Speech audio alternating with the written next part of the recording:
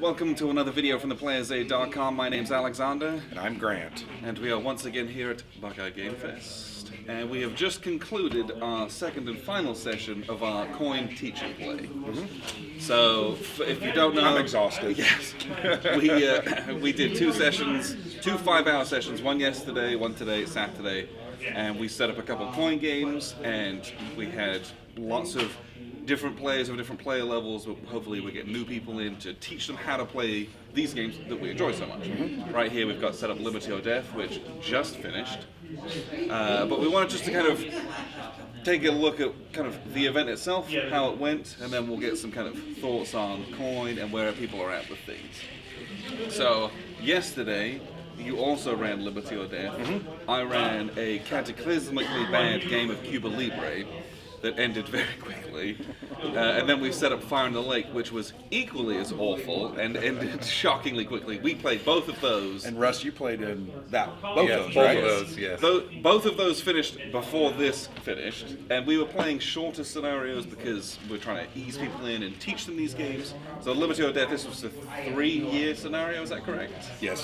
And then, so yeah, we played the 40-card deck of Cuba Libre. That was over very quickly, and then we played the 1965 scenario, I believe, of Fire in the Lake. That was over very quickly. We played two coup cards of that.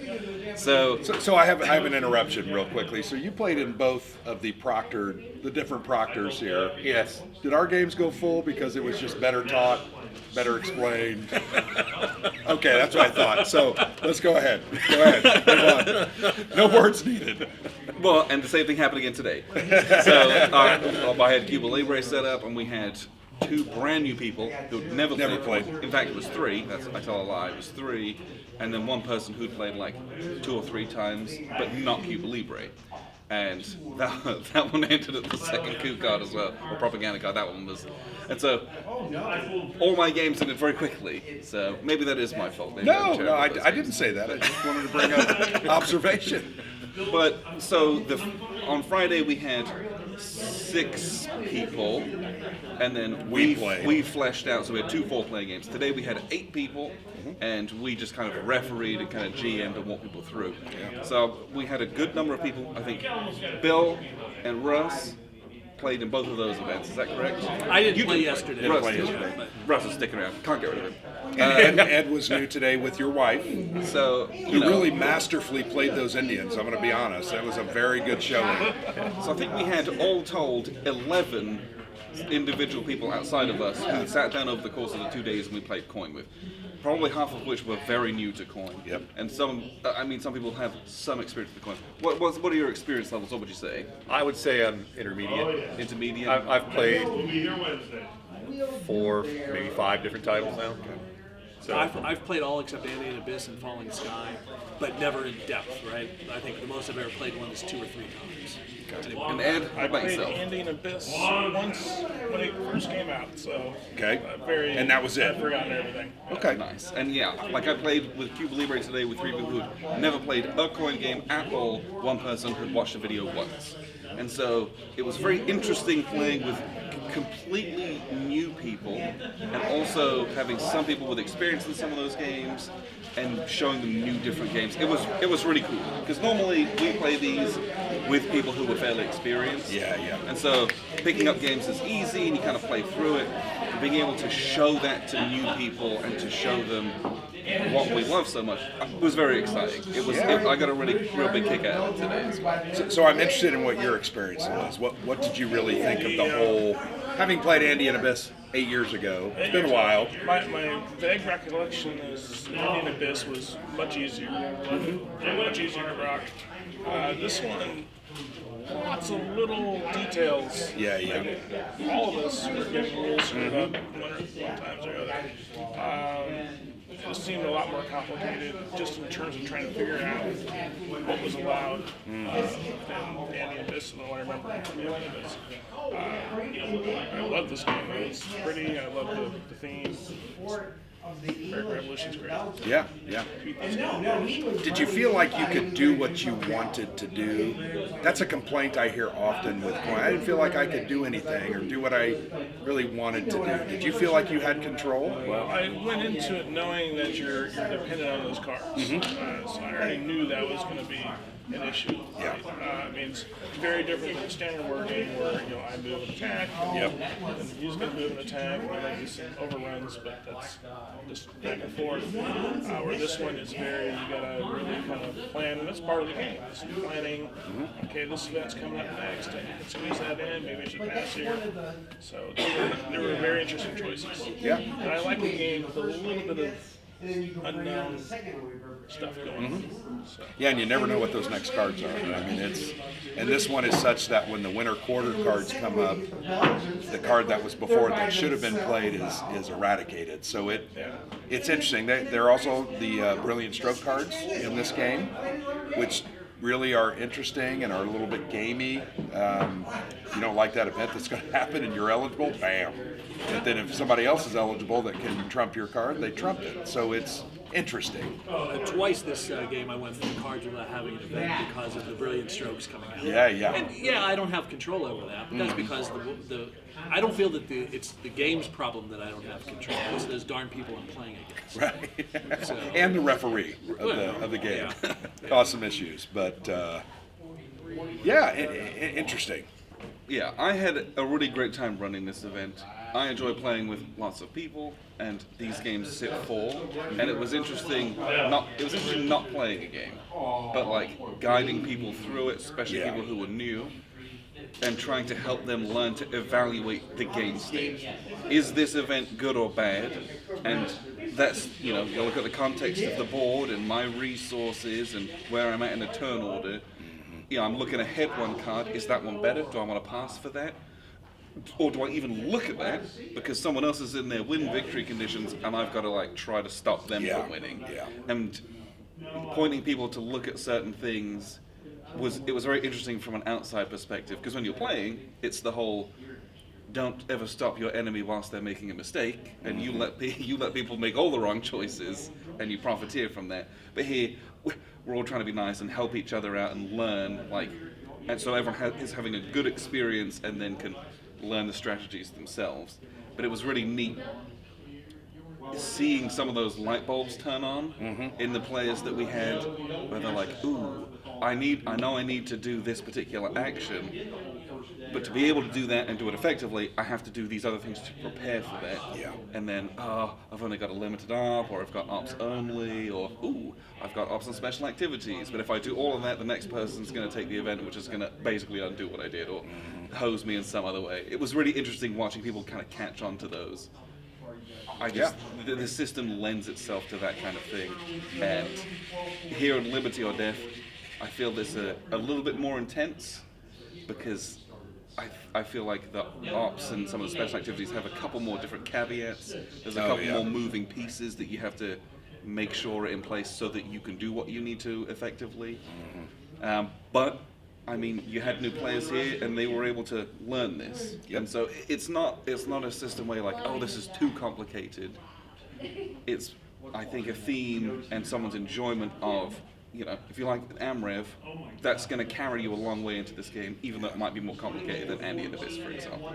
Well, and with this one also, the production is just so amazing that yes. I sometimes catch myself staring at the board, well, I was supposed to be playing, so, kind of cool. Put this in a frame and hang it on the wall. Yeah. And no one would know. It wasn't it was a game board.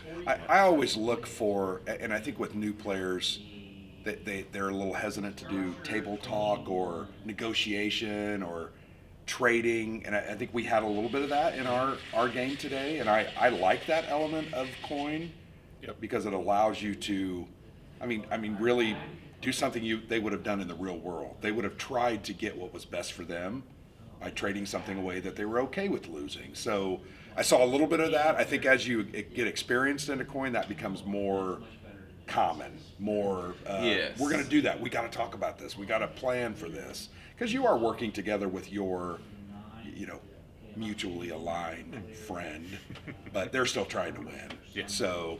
Yeah, I think as people pick up the rules and become more comfortable with those, then you get into The negotiation discussion. the stabbing each other in the back when you play things like Andean Abyss and Cuba Libre, where you've got the cash.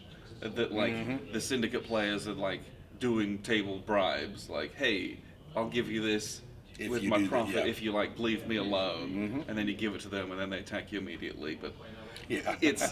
you get more confident in being able to do those things as you play a couple more of these. So, and I feel like in our experiences as well, that's evident. The more we play the same title, the better we get at it. The more, first off, it goes quicker as well, but also you get more, because both of you can see the benefits of those things. Instead of one person seeing it, having to try and convince the other one, who might still be like trying to figure out the rules and the strategies.